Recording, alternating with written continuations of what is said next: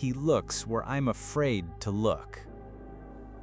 I never believed in superstitions. Black cats, broken mirrors, Friday the 13th, all just dumb things people tell themselves to feel like the universe makes sense.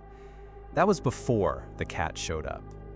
Before I realized some animals don't just see things we can't, they keep those things away. It happened on a rainy Thursday night.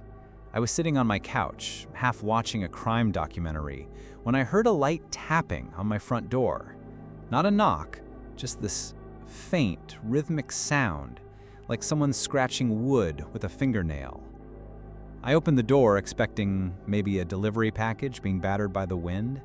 Instead, I saw him, a black cat, soaked to the skin, sitting perfectly still in the middle of my porch.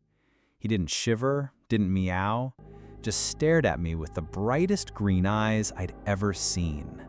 They almost looked like they had their own light source, glowing faintly in the rain. Hey buddy, I muttered, glancing around the yard.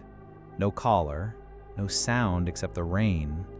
When I started to close the door, he took a single step forward, and I swear for just a second, I thought I heard something else in the darkness behind him.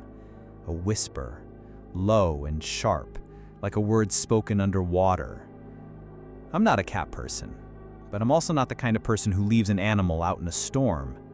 So I opened the door and let him in. Rising tension. That was 3 months ago. He never left. I didn't maim him. I didn't even think of him as mine. He just became part of the house. He ate what I gave him, but mostly he wandered silently from room to room, always pausing at windows like he was checking the view. At first, I thought his behavior was just weird cat stuff. But then I noticed the pattern. Every night at exactly 2:17 a.m., he would stop whatever he was doing, stand completely still, and stare into one particular window, the one in my living room that looked out toward the tree line. Sometimes he'd crouch low like he was stalking something. Sometimes his fur would bristle. And once, I could have sworn he let out a low, guttural sound that was closer to a growl than a meow. I started staying up just to watch him do it, and I'm not proud of this, but I was scared to look out the window myself, because I had started to feel it too, that heavy, prickling sensation like someone was watching me. It escalated in the second month. One night, just as the clock hit 2:17, he sprinted across the living room and slammed into the front door. I jumped out of bed and ran down the hall, heart pounding. When I got there, he was on his hind legs, front paws clawing at the wood, hissing like he was ready to fight for his life. And that's when I saw it. A shadow on the other side of the frosted glass, tall, thin, and unnaturally still. It didn't sway like a person would, didn't shift its weight, just stood there. And the moment the cat let out that deep, horrible growl, the shadow vanished. I didn't sleep that night. I tried to rationalize it. Maybe it was a prank. Maybe a tree branch cast a weird shadow. But then things started happening inside the house.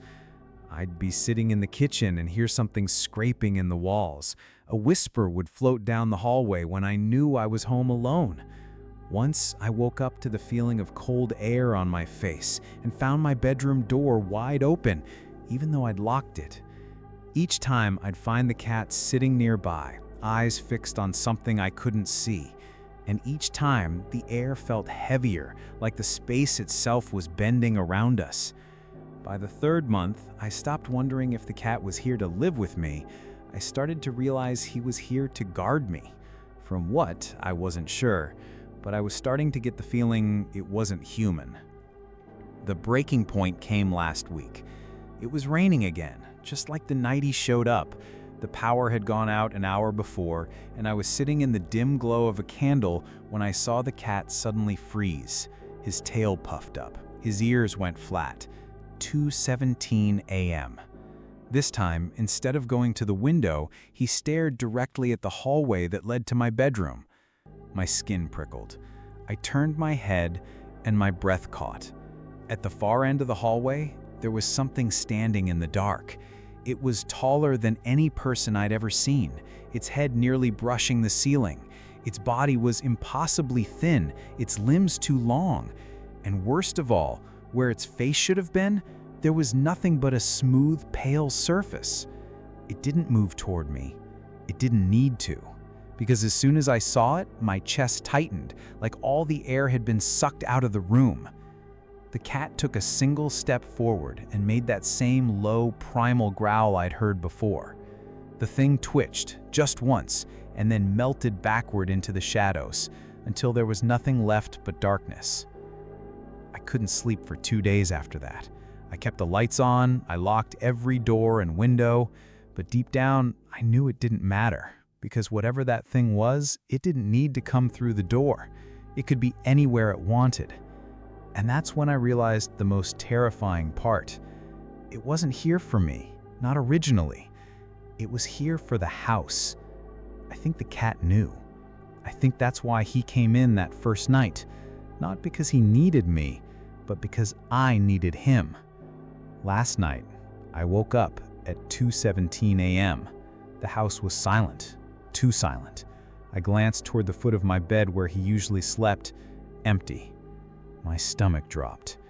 I got up and walked through the house, calling for him. No sound, no glowing eyes, no paw steps on the floor. When I got to the living room, I saw the front door. It was wide open. And just beyond the doorway, in the pouring rain, stood that same tall, faceless figure. Only this time, it didn't vanish. It stepped forward.